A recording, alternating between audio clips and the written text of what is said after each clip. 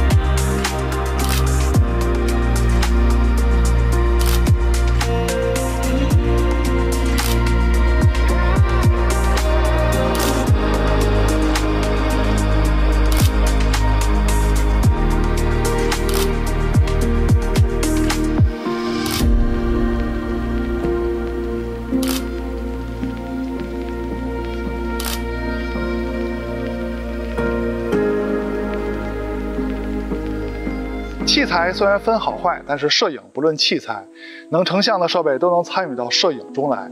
欢迎收看 ZPH， 别忘了点赞和加关注支持我们啊！下面我们就来看看这两台设备的表现吧。两台手机的主要后摄镜头跟焦段大家都比较熟悉了吧？华为这边看着是3颗镜头，但是它的长焦镜头这回创新的做了一个2合1的设计，就是在一个长焦镜组里边做了2颗长焦镜头。小米那边呢就是4颗镜头，主摄长广角，3倍的中焦，4.3倍的长焦。拍摄界面大家应该也比较熟悉了吧？现在就是华为的拍摄界面，这里再说一下它的3.7倍和现在看到的10倍啊，也就是它这回创新的2合1长焦镜头。它的10倍呢到9.4倍就可以切换了。它拍出来的照片呢是光学焦段加数码裁切组合生成的，因为它第2个焦段呢实际上是4.7倍，但是生成的照片呢只取感光器中心这部分，那么等效焦段呢就是9.4倍。那么也就是说，它的4.7倍等效9.4倍之后也是光学焦段，但是它生成的照片是系统裁切过的。光学焦段加数码裁切的数码裁切单指生成的这张照片是数码裁切过的。还有一点，现在的10倍焦段呢是不能用来录像的，那么现在10倍焦段的录像呢就是3.7倍焦段纯的数码变焦了。小米的拍摄界面大家都应该比较熟悉了吧？那这里就不过多废话了啊。两台手机的系统都升级到了最新正式版，那下面就开始正式对比两台手机在影像方面的表现了。我们还是先从主摄开始聊。从参数上说，两边的感光器尺寸都非常大，都是1英寸的。华为这边还保留了可变光圈技术。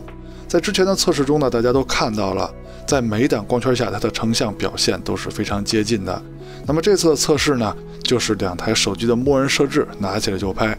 从第一组样片上看，两边的色彩风格还是有差别的。小米那边这组我应该用的是徕卡经典，它们的白平衡都是在准确范围以内的啊，那就不用过多讨论颜色了，你们就说更喜欢哪边的效果吧。喜欢华为的打1，喜欢小米的打2。那么中心解析力方面呢，确实是华为的细节呈现更多，但是华为这边数码处理痕迹也是更明显。小米那边整体的成像风格比较肉啊，反而让它看起来比较柔和。再看一组对比，这回小米这边用的应该是徕卡生动了。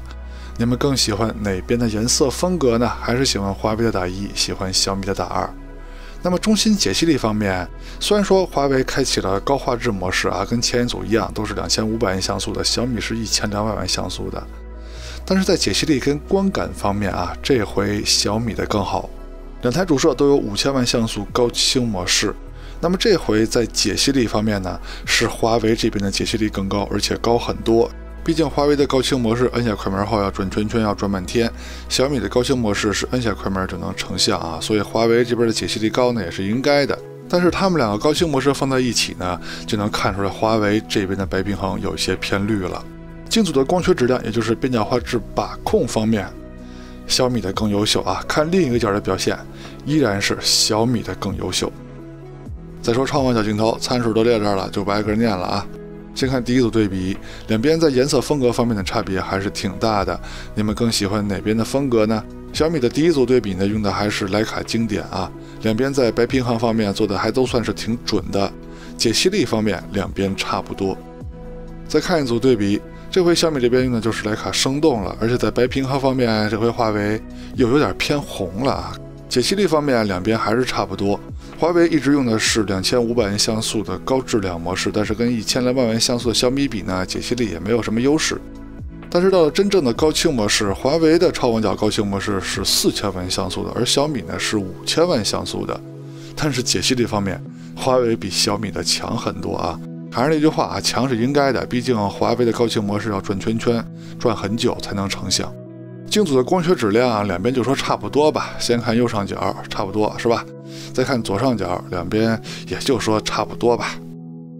再说中长焦的对比，中焦这块华为是没有的，小米有一颗3倍的光学镜头。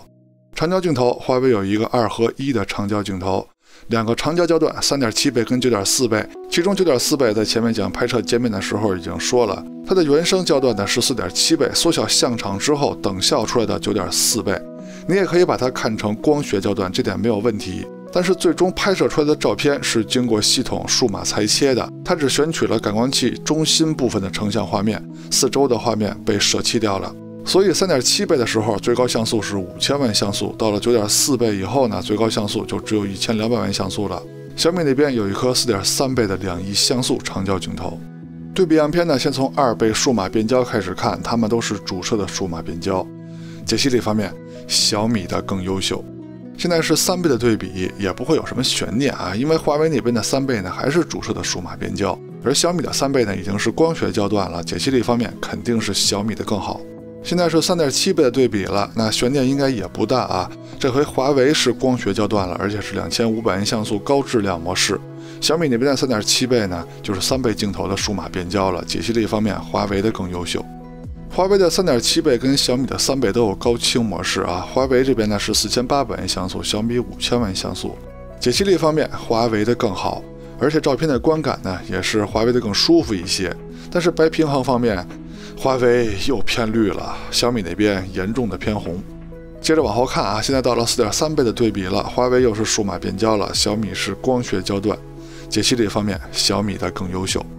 而且小米的4.3倍啊是有2亿像素高清模式的，对比华为3.7倍的5000万像素呢，解析力方面的优势是非常明显的。就是两边这高清模式的白平衡啊，看的是真分裂，华为偏绿是小米偏红啊。现在到了10倍的对比了啊，不放大就能看出来两边的一个偏绿一个偏红，对吧？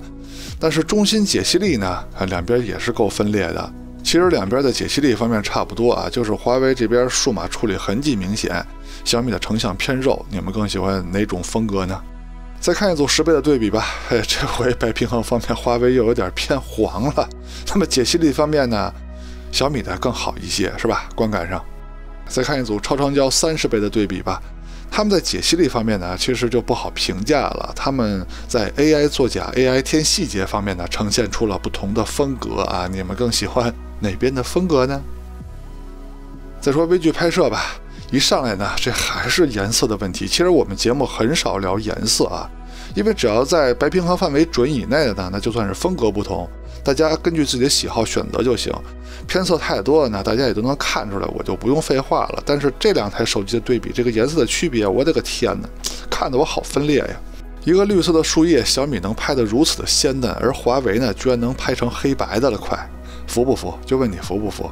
但是从解析力上来说呢，还是华为这边超广角的微距更强一些啊。这两台手机呢也都能用长焦镜头来拍摄微距，华为那边是用3.7倍镜头拍，小米是用3倍镜头拍。解析力方面呢，最终还是华为要强一点的啊。不过这里要说一下啊，虽然说华为跟小米比，这次它的微距是稍微强一些的，但是它和它自己上一代产品比，甚至跟 P80 Pro Plus 比呢，在微距方面呢都是有退步的，而且退步挺明显的，之前已经对比过了。再看前摄的表现啊，先看前摄自拍的对比，两边前摄水平倒都是挺高的啊。从人物的肤色上看啊，磨皮美颜上看啊，两边都是挺高级的。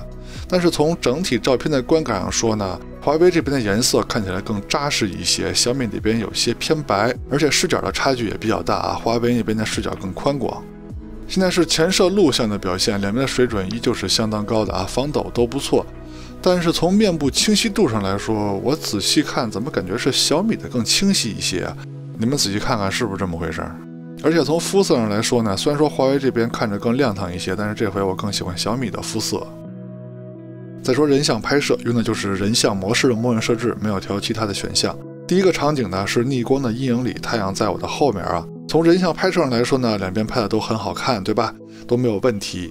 但是华为的有一张照片跟其他几组的颜色呀、整体的照片颜色呀、人物的颜色呀都出现了区别，而小米的颜色在这几张照片中都是很稳定的。换一个环境，现在是阳光直接射在人物的脸上，这样的环境呢，对拍摄人像来说还是挺难的啊。这回两边在照片风格上做的还是挺统一的，但是从人像照片上来说呢，还是小米拍的更好看一些。再看直珠扩张度的对比，现在的旗舰机在直珠扩张度环节呢表现都是非常理想的了。它们在大光比的环境中，无论是主摄还是超广角，都能在亮部、暗部拍出足够多的细节，而且偏色呀、发虚的情况也已经都非常少见了。所以这个环节呢，与其说是对比，不如说是看每台手机的性格。那华为这次测试呢，用了原色、鲜艳、明快3种色彩风格，可以看到它们的成片效果呢还是有区别的啊。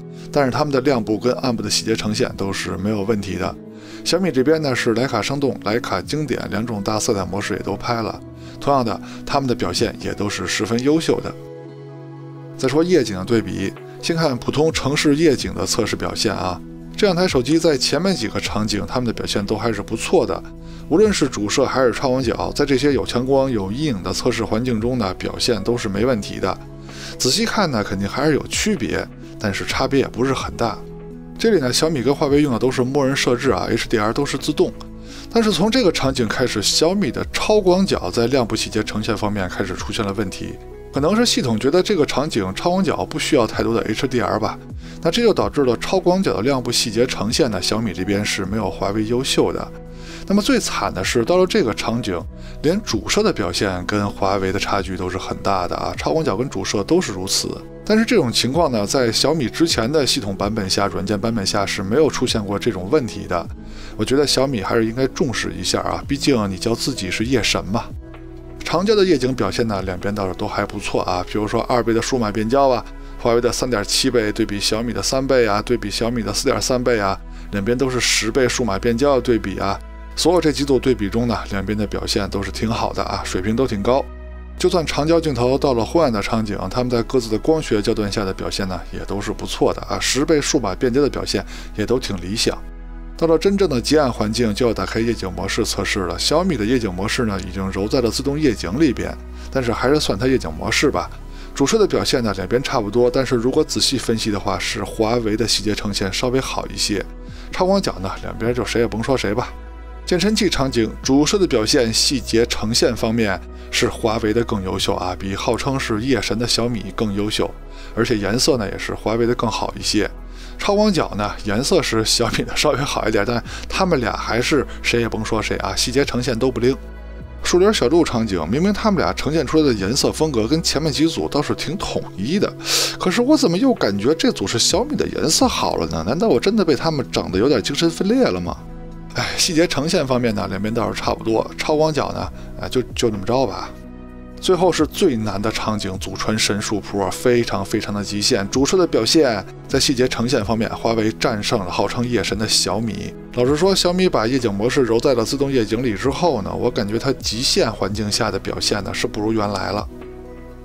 视频录制用的是手机的默认设置，是最接近现在社交软件录制的效果。现在是主摄白天手持走路的表现，没有架子，没有稳定器。颜色方面的区别有啊，还是有的。你们更喜欢哪边的颜色呢？清晰度跟防抖两边都非常优秀。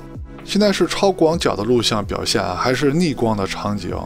两边的效果都挺好，防抖啊、清晰度啊，包括树枝与天空的分界呀，做的都很理想。现在是2倍数码变焦的对比，它们都是主摄的数码变焦，最大的区别呢还是在颜色方面。你们更喜欢哪边的色彩呢？喜欢华为的大1，喜欢小米的大2，清晰度跟防抖都很好。现在是3倍的对比，华为那边是数码变焦，小米是光学焦段。解析力跟清晰度肯定是小米这边的更高，但是华为那边的表现也已经不错了。现在华为3.7倍，小米4.3倍，它们都是光学焦段了。两边在颜色统一性上一直做的都还可以啊。那么你开头要是喜欢华为的颜色呢，现在也会喜欢啊。小米这边也是一样，两边在清晰度跟防抖方面做的都非常优秀。现在是10倍录像的对比，那么这回的颜色方面呢，从荷花荷叶上来说，我感觉小米的更好看一些啊。当然你们要觉得华为这边好呢，也没有问题。两边在清晰度跟防抖方面依旧做的都非常理想。华为最远的录像焦段是20倍，小米是30倍，现在就是它们的对比啊。虽然说小米的数码变焦更远一些，但是在清晰度、解析力方面呢，小米这边也没有什么优势，而且颜色方面也没有华为的好。你看看前面刚说完小米的好，现在又是华为的好。现在是主摄夜晚很暗的环境下的录像表现啊，两边的防抖清晰度都还不错。看似华为这边暗部细节呈现的更多啊，但是华为的整体颜色呢并不沉稳。现在是超广角的对比，超广角录像的差别还是挺大的啊。细节呈现方面，虽然说华为那边也不怎么样吧，但还确实比小米强。现在华为是3.7倍，小米是3倍，它们都是光学焦段了，清晰度都还可以啊。画面呢稍微有一点点拖动的感觉，这个可能是手机的自动帧率导致到剪辑软件之后呢，稍微有一些不兼容啊。但是它们的防抖跟清晰度都还不错。现在华为是3.7倍，小米是4.3倍。从画面的亮度来看呢，华为的更好啊，清晰度呢两边差不多。但是小米这个夜神呢，其实也主要指的是这颗4.3倍镜头，但是在夜晚录像方面呢，华为可不比它差呀。现在是10倍数码变焦的对比，华为那边呢是3.7倍镜头的数码变焦，小米这边呢是4.3倍，号称夜神的那颗镜头的数码变焦。那么在清晰度跟解析力方面呢，都是华为的更好。这出来混啊，在对比的时候都是要还的呀。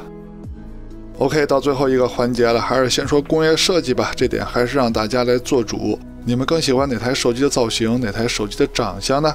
喜欢华为的大1，喜欢小米的大2。两台手机通过对比，发现他们在宣传的重点上都有打脸的地方，什么等效10倍长焦啊，什么夜神呀、颜色准呀，这那的，很多方面都是啊。通过实拍对比呢，就是把手机的优缺点都展现出来。大家仔细看后呢，能找到自己喜欢的产品就好。但是选边站队的事情不要去做啊，和别人抬杠吵架的事情不要去做哦。OK， 到结尾了，看完前面内容，希望在选择方面为您提供了帮助，也希望您能喜欢我们的节目。别忘了点赞和加关注支持我们啊！我们下期节目再见啦，拜拜。